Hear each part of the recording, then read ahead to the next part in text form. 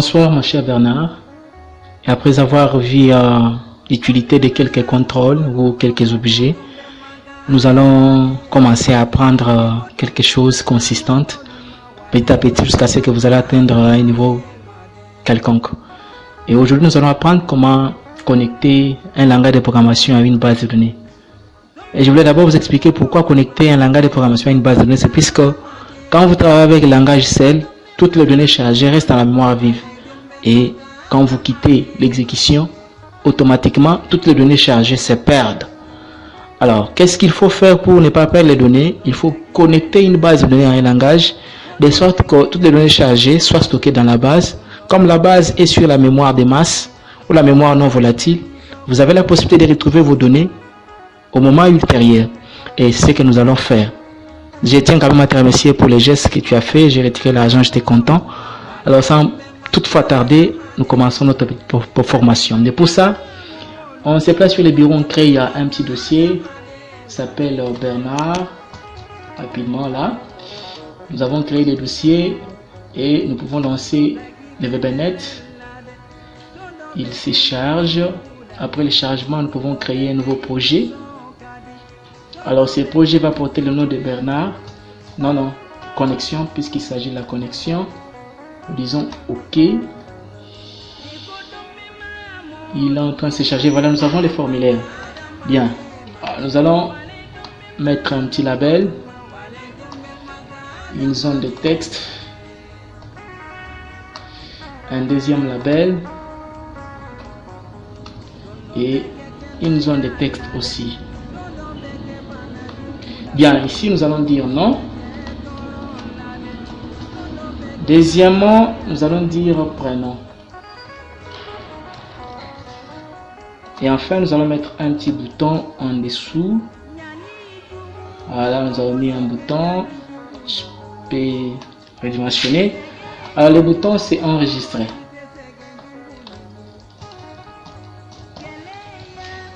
Bien, alors, cette petite application consiste à charger les noms et les prénoms. Et une fois cliqué sur le bouton enregistrer, ça se stocke dans la base de données. Et pour ça, nous sommes censés d'abord enregistrer notre projet dans le dossier. Je vais sur enregistrer. Je précise le dossier. C'est sur les bureaux. Ça s'appelle Bernard. J'ai sélectionné et j'ai dit enregistrer. Et comme ça, nous pouvons créer la base de données dans laquelle les données seront chargées. J'ai réduit. Je vais dans Bernard. Je vais dans connexion. Je vais dans bin. Debug. C'est ici où il faut créer la base de données. Pourquoi créer la base de données ici? Puisque c'est là où se trouve le fichier système de l'application. Ce qui fait que quand l'application est déployée sur CD ou sur Flash, qu'elle se fasse accompagner de cette base de données. Alors là, je vais créer ma petite base de données en Access. Je la nomme personnelle.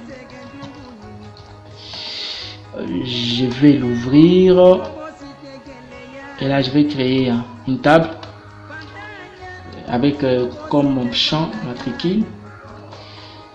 Deuxième champ, nom. Troisième, prénom. Alors, notre clé primaire, c'est matricule. Je précise les types. Je préfère que ce soit auto. Et j'active la clé primaire. Je peux enregistrer. Et oui, j'enregistre sous le nom de agent. Parce que c'est la table agent. Voilà, notre table est créée. Je retourne maintenant sur VBNet. C'est ici que je vais programmer. Je vais programmer sur le bouton enregistrer. Je double-clique sur le bouton enregistrer. Et là, je vais créer l'objet de connexion en disant dimcn as new oldb.oldb connection. Il s'agit de l'objet de connexion. Deuxième objet, c'est l'objet de commande dimcmd as new oldb.oldb command. Et enfin, je vais préciser les chemins de ma base de données en disant send.connection string égale à provider microsoft.ac.oldb.12.0 data source égale à apostrophe application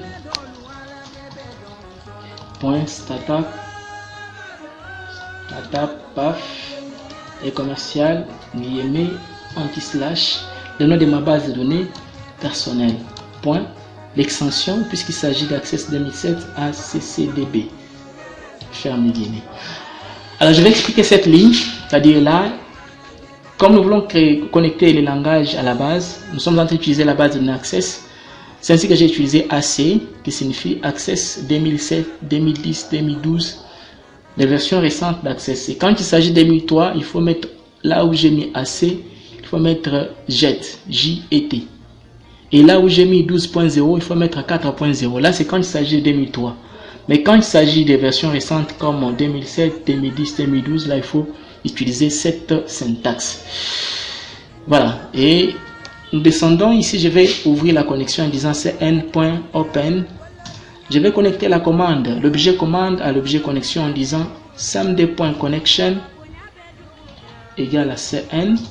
Et ensuite, je peux maintenant insérer une requête en disant samd.commande text égale à insert into agent,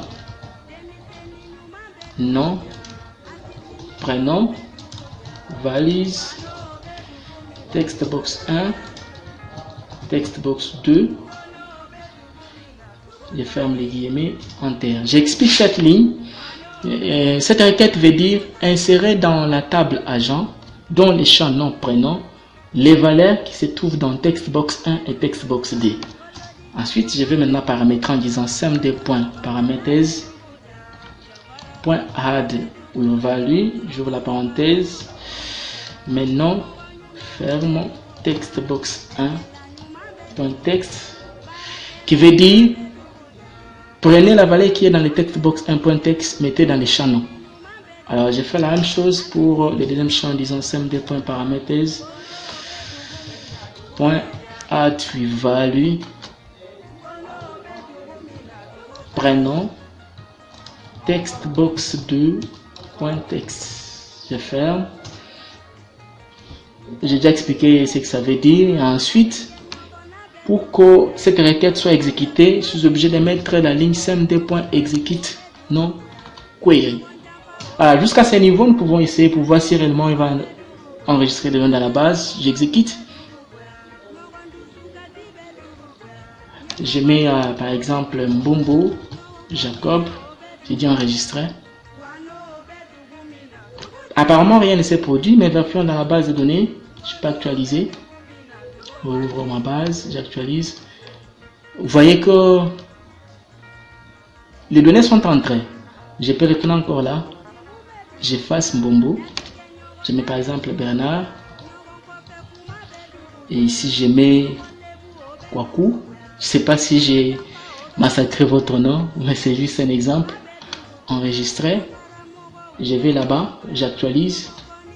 Bernard est entré. Bien. Je reviens, je vais quitter l'exécution. Je quitte l'exécution. Alors, je préfère maintenant qu'à chaque fois que je vais enregistrer, qu'il y ait un message me signifiant que les données sont entrées dans la base. Et pour ça, nous allons ajouter une ligne. Là, je vais dire message box, entre parenthèses, guillemets,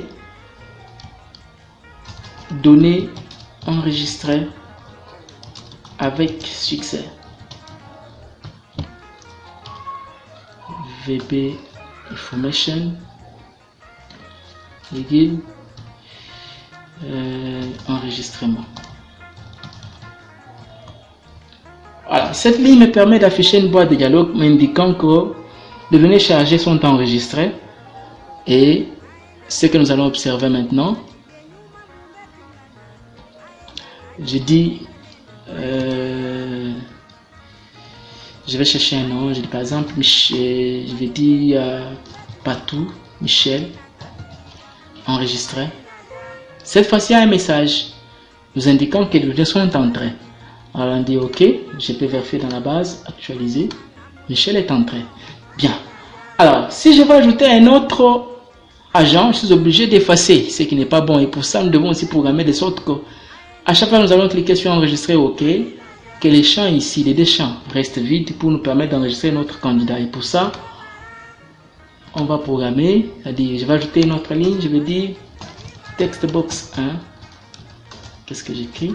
texte box 1, point texte égale à vide, texte box 2, point texte égale à vide. Voilà, je lance l'exécution, j'ajoute un nom, je dis par exemple Papi Moussa, enregistrer. L'affiche message, j'appuie sur OK, il vide pour me permettre de saisir. Mais en principe, il fallait aussi que le curseur soit là. Au lieu que je clique, le curseur se pointe directement sur nom pour me permettre de saisir. Alors, je vais aussi programmer ça. Pour ça, je vais ajouter seulement une ligne. Textbox 1, point focus. Voilà. Je lance l'exécution. Je dis par exemple Émile Nzazi. Enregistre. Là, je dis OK. Voilà. Vous voyez que le curseur s'est directement placé là-bas, me permettant d'écrire. Je peux écrire encore quelque chose et ensuite enregistrer. Voilà. On s'arrête par ici pour aujourd'hui. Merci beaucoup.